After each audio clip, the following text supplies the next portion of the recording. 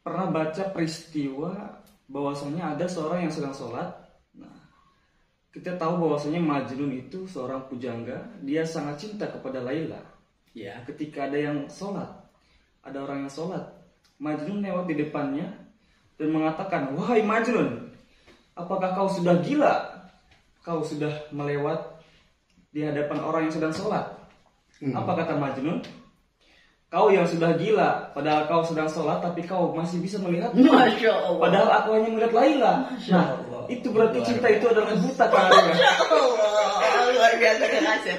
Makanya banyak juga yang orang bercinta itu yang putus cinta, maka dia gila.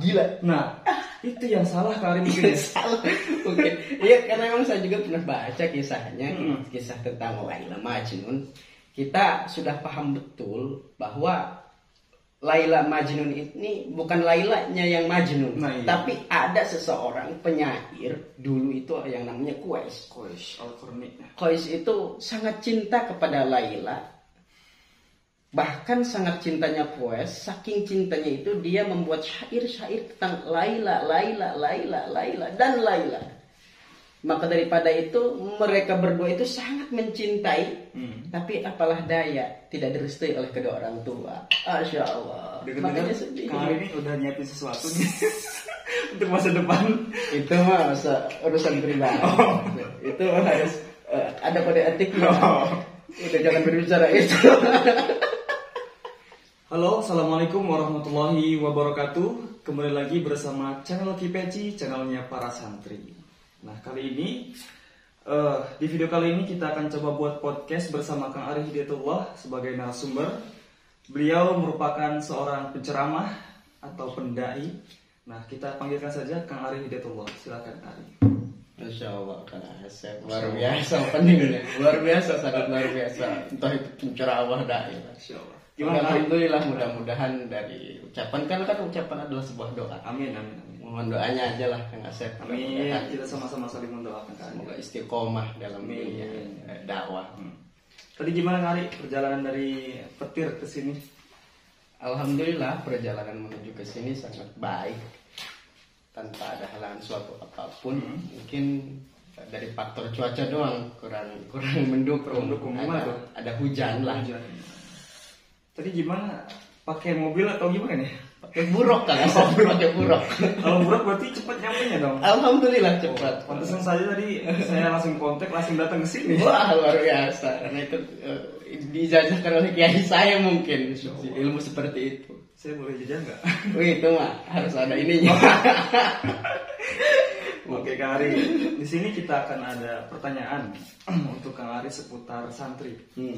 Kita akan ulik teman-teman bahwasanya Kang Ari ini seorang pendai atau penceramah. Kita akan gali bagaimana latar belakang Kang Ari bisa sampai jadi seorang pendai dan penceramah ini. Nah, pertanyaan pertama di sini Kang Ari, perjalanan hidup Kang Ari ini dari awal semenjak waktu awal kali mondok lah, itu seperti apa? Silakan Kang Ari. Sebenarnya awal pertama saya mondok itu karena terpaksa, sangat terpaksa. Tidak ada hati ini. Pemikiran di pondok itu, dunia pesantren itu sangat keras. Entah itu hukumannya, entah itu kiainya sangat keras. Karena memang saya ini sangat disesatkan oleh kedua orang tua saya mungkin. Jadi mungkin disesatkan kepada jalan yang benar, mungkin gitu. Berarti Anda seorang yang tersesat dalam kebenaran. Alhamdulillah, dalam kebenaran tersesatnya. Alhamdulillah. Kalau boleh tahu Anda awal kali mondok umur berapa tahun? Saya dididik dari kecil oleh orang tua saya, kurang lebih itu sesudah lulus SD langsung ditaruh di pesantren yang kurang lebih 12 tahun. 12 tahun berarti. 12 tahun aja ya. Nah itu Anda bagaimana? Karena kan awal terpaksa tuh. Nah bagaimana Anda merasa nyaman di pondok? Seperti itu Kang Ari. Pokoknya tidak bisa dibayangkan. Pertama itu sebelum saya mondok itu dunia pesantren sangat keras. Wah, harus bangun jam sekian, baru harus bangun. Kalau boleh tahu bangunnya jam berapa sih? Kalau boleh tahu. Kalau boleh tahu, alhamdulillah, Alhamdulillah, betul. dididik oleh ada asatid ustad di pesantren itu, dari bangun subuhnya, kayak itu sholat tahajudnya, alhamdulillah. Mungkin sekarang doang kadang ngedul saat itu. Kalau sekarang maunya berapa? Waduh, kayaknya itu sholat subuh gak pakai kunut. Seberang gitu ya. Sholat subuh emang pakai kunut. Oh, iya. Emang bener. Mungkin sholat duha, pakai kunut. Tapi waktunya siang kan ya. Karena saya mengamalkan dalam itu. Oke, keren Kak Arin ya. Kita sedikit termotivasi teman-teman bahwasanya santri itu dimulai dari terpaksa. Nah, terpaksa akan terbiasa. Iya. Nah, Semua begitu itu Kak Arin harus ya. dipaksa. Karena akan terbiasa. Jadi belum bisa karena belum terbiasa dan terpaksa. Gitu. Nah, saya sedikit penasaran Kak Ari. Jadi Kak Ari sebagai seorang pendai, nah bagaimana awal kali Anda tampil atau pentas lah itu tuh? Awal saya pentas itu karena memang saya belajar tausiah, belajar jadi ya Ceramah. ud'u ila sabili bil rabbika bil hikmati wal mau'izatil hasanah. Mungkin menyampaikan sesuatu perkataan yang baik. Kalau berbicara insecure bahasa sekarangnya mah insecure lah, karena memang saya ini bukan orang kita garis bawahi soleh lah. Saya juga memang banyak sering melakukan khilaf yang namanya manusia lah. Tapi saya yakin saya akan bisa merubah, setidaknya kita bisa mengajak kepada jalan kebaikan. Pertama saya ceramah itu, latihan ceramah itu tidak pengen dilihat orang. Tidak pengen Dilihat orang, tidak pengen sampai orang lain itu tahu bahwa saya akan ceramah. Karena saya punya mindset begini, kalau tausiah kita ataupun materi yang kita akan sampaikan sudah kedengar oleh orang ataupun orang lain yang akan mendengar ceramah kita ataupun materi kita, itu sangat nantinya tidak spesial bagi mereka. Makanya saya latihan ceramah itu di pohon gitu. Saking pengen membawakan materi yang sangat spesial. Begitu Kang Asep. Saya sangat setuju dengan pendapat Kak Ari bahwasanya kita sebagai manusia juga perlulah untuk bisa bermau'izatil hasanah. Begitu Kak Ari ya. Walaupun kita sebagai pendosa perlu hal-hal baik itu disampaikan. Perlu. Makanya kita itu jangan melihat seseorang itu dari hal penampilan. Karena rokok gudang garam juga dalamnya rokok, bukan garam. Berarti pembohongan sosial itu. Bukan pembohongan sosial. Kalau kita melihat seseorang itu dari penampilan, entah itu jubahnya, ya kita tahu lah orang Arab pakai jubah. Nah iya. Tapi kan mengembala kambing. Ya maka daripada itu jangan lihat seseorang itu dari penampilannya. Maka saya sering katakan, walaupun keluarnya dari mulut sang pendosa, tapi kata-kata itu baik bagi kita untuk diamalkan dalam keseharian kita, kita pegang dan kita amalkan. Begitu kan Asep? Terima kasih Kak Ari. Saya sangat setuju Kak Ari. Pendapat Kak Ari mengenai tadi itu, bahwasanya sebagai seorang pendosa juga harus bisa bermau'izatul hasanah. Jadi menyampaikan hal-hal baik itu perlu. Bahkan kita semua fardu ain lah gitu untuk menyampaikan hal-hal kebaikan. Bukan hanya penceramah, bukan hanya pendai, tapi juga para pendosa. Nah, pertanyaan kedua Kak Ari. Tadi pertanyaan pertama tentang perjalanan hidup Anda lah. Nah, ini mungkin sedikit kontroversial mungkin pertanyaannya ya. Kayaknya ini pertanyaan menjebak saya. Enggak berjebak Kari. Kalau menjebak nantinya kasihan ke Karinya. Jelas harus tanggung jawab Anda. Jadi begini Kari. Ini bukan pertanyaan menjebak Kari ya. Mengenai standarisasi pondok dan sekolah.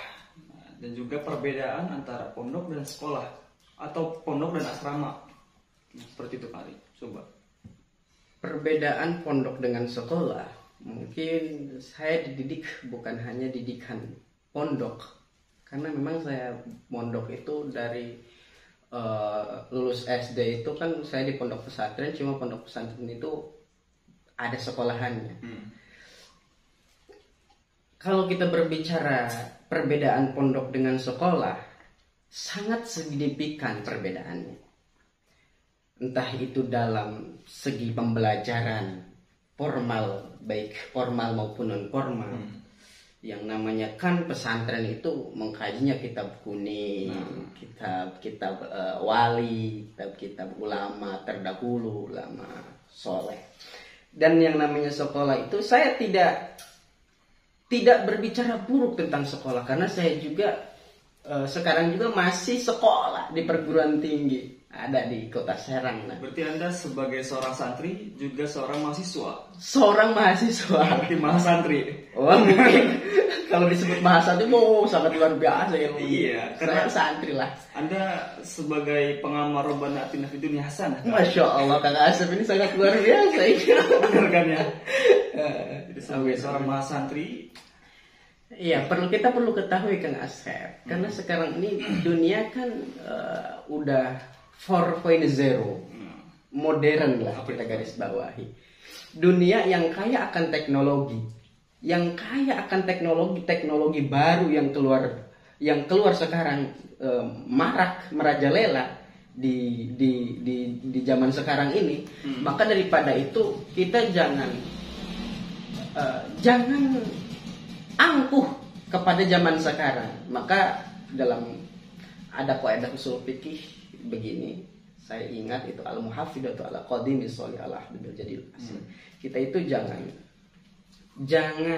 kita boleh terjun kepada suasana yang modern ini, tapi kita jangan sekali-kali menghapus tradisi ulama-ulama terdahulu, begitu Kang Asep. Nah, mungkin itu yang dinamakan dengan sikap apatis ya Kang Ari ya. Ya. Jadi artinya tidak membuka budaya-budaya luar yang bagus gitu tuh. Tapi mereka menutup diri, bahkan tertinggal zaman. Jangan seperti itu. Jangan seperti itu. Jadi sebagai seorang pengamal al-muhafadatu ala qadimi sholih, nah itu seperti tadi kali. Makanya saya sering mengatakan kalau misalkan ada seseorang yang mengatakan santri itu kuno, tidak zaman menjadi santri. Nah itu yang sangat familiar kan. Sangat familiar biasa di kalangan masyarakat kan sering berbicara seperti itu. Mau apa sih jadi santri? Kedepannya mau apa sih jadi santri? Apa sih tujuan Anda jadi santri ini? Kalau saya ditanya begitu, udah saya jawab itu. Gimana tuh? Ya kan kita itu jangan berkecil hati. Walaupun kita santri, kita itu harus yakin santri itu adalah penerus estafet ulama-ulama yang akan datang, orang-orang soleh yang akan datang. Maka kita yakin santri tidak semuanya jadi kiai. Bahkan ada santri menjadi pengusaha. Bahkan ada santri yang menjadi wakil presiden juga itu santri dulunya. Kan sangat luar biasa. Makanya kita seolah-olah, wah ini orang nggak tahu nih santri. Kayaknya, waduh. Padahal luar biasa. Sangat setuju Kak Ari bahwasanya santri itu harus bisa seperti warung lah. Ketika ada yang beli tempe, ada tempe. Ketika beli kecap, ada kecap. Mungkin seperti itu Kak Ari ya. Iya, harus bisa ilmu sembur. Memang harus bisa Kang Asep. Iya. Dus 500.000. Anjay. Itu salah satu cara cituk kali ya. Gitu jasa. Cituk kalau cituk itu dalam bahasa Jawa mungkin apa tuh? Saya bukan orang Jawa. Anda sebagai orang Sunda ya. Oke, mungkin gitu kali ya. Karena memang tadi bahwasanya pertanyaannya itu sangat kontroversial kali ya. Iya. Jadi perbedaan tadi pondok dengan asrama itu yang secara mendasar adalah perbedaan antara kitab kuningnya. Kitab kuningnya sangat. Jadi ciri khas daripada pondok pesantren itu adalah kitab kuning. Mengkaji kitab kuning. Karena emang itu adalah amanat daripada ulama-ulama terdahulu. Yang namanya pondok pesantren harus mengkaji kitab kuning. Minimal awamil lah. Minimal awamil. Nah itu Kak Ari ya. Mungkin. Coba Kak Ari, saya penasaran. Kang Ari ini sebagai seorang pendai mungkin yang paling jauh lah job Anda itu sampai mana? Kang Asep nanya kayak gini. Kalau berbicara job paling jauh itu saya sangat lupa soalnya banyak sekali job. Saking banyaknya pernah di satu kota, ada kota Tangerang. Kemarin itu waktu lockdown saya gagal itu, sempat banyak itu yang dicabut job saya. Di Bogor ada, cuma dicabut lagi. Tapi kita bersyukurlah masih diberikan kesempatan dan dijauhi daripada malapetaka, entah itu penyakit wabah. Itu bersyukur banget. Walaupun emang tanggal-tanggalnya dihapus. Itu sedikit mengurangi perberkatan, perpelihan. Makanya saya sering melihat snap Anda tuh Anda sekarang sedikit kurus ya. Waduh, kurus banget. Mungkin itu yang menjadi pertanyaan terakhir kita pada malam hari ini, Kang Ari. Iya. Saya dari pribadi mungkin meminta solusi kepada Kang Ari nih sebagai seorang pendai, sebagai penasehat lah. Wah, luar biasa. Akhir-akhir ini saya lagi diputusin cinta kan. Iya. Jadi saya minta solusi lah gitu kan sebagai seorang teman lah, bestie lah. Iya. Gitu tuh. Jadi gimana sih gitu cara ngelupain orang yang kita cintai gitu tuh dan melupakan masa lalu. Siapa ini orangnya? Waduh, jangan di sini Gari. Kalau di sini nanti dia nonton bahaya. Enggak apa-apa biar nonton. Sekalian. Mangga Kari, silakan. Kalau kita berbicara masa lalu, kalau kita berbicara tentang move on, ini tentang berbicara tentang perasaan. Iya. Kalau kita berbicara tentang perasaan, ini kita berbicara tentang cinta. Maka sudah seharusnya Kang Asep itu perlu dipahami. Perjuangkanlah orang yang memperjuangkanmu dan cintailah orang yang mencintaimu dan tinggalkanlah orang yang seakan-akan membuatmu sakit. Saya perlu ulangi. Dan Kang Asep perlu cermati kata-kata ini. Siap, Kari. Cintailah orang yang mencintaimu dan tinggalkanlah orang yang seharusnya perlu ditinggalkan olehmu. Catat. Ini quotes of the day. Gitu ya. harus dicatat buat seorang pejuang cinta. Apalagi seorang pujangga Kari ya. Iya. Terima kasih Kang Ari ya. Nah, iya, makanya saya ingin sedikit menyampaikan quote tentang cinta. Nah. Cinta itu seperti ilmu nahu sorok. Ilmu nahu itu sangat sulit untuk dipahami, tapi kalau kita sudah paham, itu sangat berbahagia untuk kita sekarang dan kita yang akan datang. Nah, ngomong-ngomong tentang cinta nih Kang Ari ya. Jadi saya minta pendapat Kang Ari tentang cinta itu apa sih? Gitu. Tentang cinta itu apa sih? Cinta itu apa? Gitu. Yang saya katakan tadi, cinta itu seperti ilmu nahu. Ilmu nahu kita ketika belajar ilmu tafsir, ilmu sorok dan apa, itu kan sangat sulit untuk kita pahami. Tapi kalau kita memahami ilmu tersebut, itu akan membuat kita bahagia selamanya. Karena itu seperti cinta. Saya sering baca Kari dari buku Majnun ya. Itu tadi saya pernah baca peristiwa bahwasanya ada seorang yang sedang sholat. Nah, kita tahu bahwasanya Majnun itu seorang pujangga, dia sangat cinta kepada Laila. Ya, ketika ada yang sholat, ada orang yang sholat, Majnun lewat di depannya dan mengatakan, "Wahai Majnun, apakah kau sudah gila? Kau sudah melewat di hadapan orang yang sedang sholat." Apa kata Majnun? "Kau yang sudah gila, padahal kau sedang sholat, tapi kau masih bisa melihat. Masya Allah. Padahal aku hanya melihat Laila." Nah, itu berarti cinta itu adalah buta Kang Ari. Luar biasa Kang Asep. Makanya banyak juga yang orang bercinta itu yang putus cinta, maka dia gila. Nah, itu yang salah Kang Ari mungkin. Salah. Oke. Iya, karena memang saya juga pernah baca kisahnya, kisah tentang Laila Majnun. Kita sudah paham betul bahwa Laila Majnun ini bukan Lailanya yang Majnun, Nah, iya. tapi ada seseorang penyair dulu itu yang namanya Qais. Qais Al-Qarni. Qais itu sangat cinta kepada Laila. Bahkan sangat cintanya Qais, saking cintanya itu dia membuat syair-syair tentang Laila, Laila, Laila, Laila, dan Laila. Maka daripada itu mereka berdua itu sangat mencintai, tapi apalah daya tidak direstui oleh kedua orang tua. Masya Allah. Makanya sedih. Kali ini udah nyiapin sesuatu nih untuk masa depan. Itu mah urusan pribadi. Itu harus ada kode etiknya. Udah jangan berbicara itu. Tapi nggak apa-apa kali Kari. Sedikit memocorkan.